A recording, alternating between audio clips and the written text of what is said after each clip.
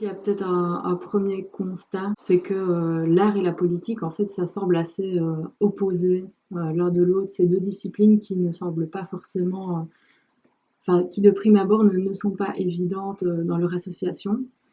Et en fait, je veux dire, enfin, dans l'histoire de la politique et dans l'histoire de l'art, en fait, ils ont toujours été intimement liés, quoi. Voilà, on a souvent, c'est le présupposé de dire, bah, l'art, ça relève des sentiments, de la sensibilité, c'est plutôt un projet individuel qui est peut-être plus introspectif.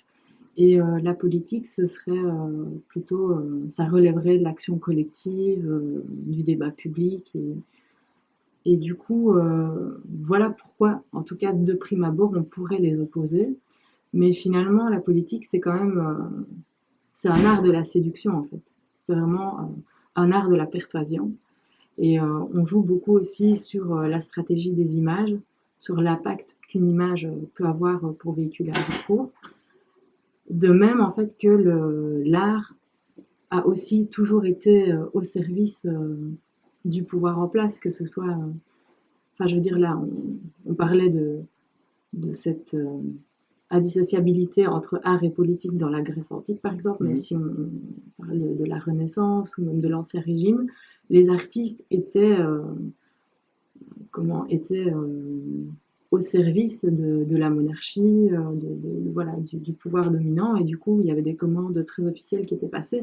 Donc tout ça pour dire que ce lien, il existe depuis, j'ai envie de dire, depuis toujours. Il y a une espèce de dissociation en fait qui se fait plus ou moins au 19e, 20e siècle avec les avant-gardes politiques, les surréalistes, les dadaïstes, les constructivistes, où là, il y a l'art devient un vrai programme politique en soi, si je peux dire. Donc c'est vraiment l'idée de faire se confondre l'art et la politique, l'art et la vie. Le slogan, c'est on va transformer le monde, on va changer la vie. Avec du recul, on se dit finalement que enfin, les artistes de maintenant disent bah, c'est hyper utopique en fait de vouloir transformer le monde. Nous, à notre humble niveau, on ne peut pas aspirer à des changements globaux et parce que voilà, avec la mondialisation et avec la société actuelle, c'est vraiment pas possible. Donc c'est perçu comme quelque chose d'assez utopique, mais en fait les avant-gardistes ont vraiment ouvert une voie pour un nouvel art politique. Et là, en fait, on a une multitude de propositions un peu à l'image de la société, de ce que notre société est devenue, quoi.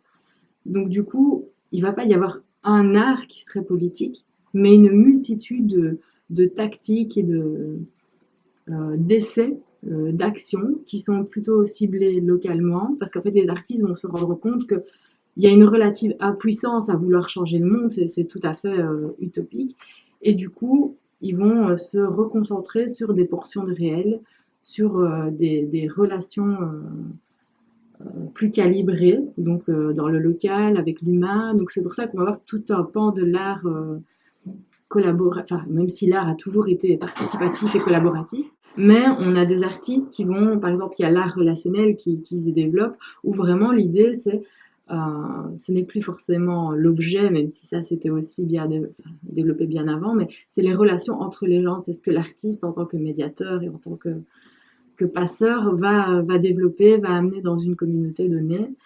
Euh, et en fait, donc finalement, un art politique actuellement, c'est pas du tout un art qui est forcément politisé, avec un message qui serait politique. Ça, ce serait vraiment le degré de lecture le plus simple. D'abord, se questionner sur le monde dans lequel on est, et puis essayer pas seulement de le questionner, mais enfin, de pousser certains rapports de force dans leur retranchement et d'essayer de faire tomber des masques et pourquoi pas de reconfigurer des rôles et des positionnements. Un art politique, c'est pas forcément un art qui va se revendiquer, et souvent c'est pas le cas, qui va se revendiquer comme engagé, comme militant, tu vois. Ça peut aussi être tout simplement un art qui va se déployer dans les relations et dans le quotidien et va travailler sur du long terme, par exemple avec des habitants, qui va euh, on est aussi souvent, on pense qu'on est dans le grand format et dans l'exhibition, mais ça peut être vraiment à une échelle très réduite. Ce sont des choses qui sont presque imperceptibles, mais qui justement, par leur imperceptibilité, vont titiller le regard. Les différentes tactiques qui peuvent être développées, par exemple, c'est la tactique de l'infiltration. Ça peut être la tactique du détournement. Enfin, je veux dire, ça, c'est quelque chose d'assez fréquent et qui a été usé et même plus qu'usé par plein de collectifs d'artistes. Et du coup, je pense que Parti Content est aussi un peu dans cette logique de la filtration, mais ça doit être un peu plus défini que ça, parce que pour moi, c'est pas que de la filtration.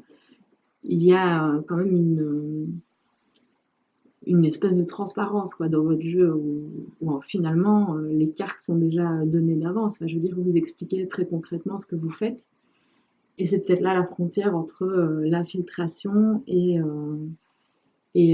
cette espèce d'exposition et d'exhibition aux yeux de tous en fait.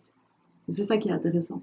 C'est que vous êtes un peu à la frontière de plein de tactiques et vous essayez voilà, je pense, de tester un modèle qui vous semble, qui crée une brèche en fait dans le système politique parce que voilà, on essaye finalement, on la filtre, mais c'est pas à leur insu.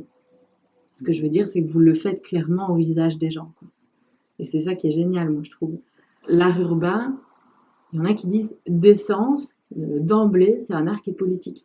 Parce que c'est un art qui s'inscrit dans la ville, en fait.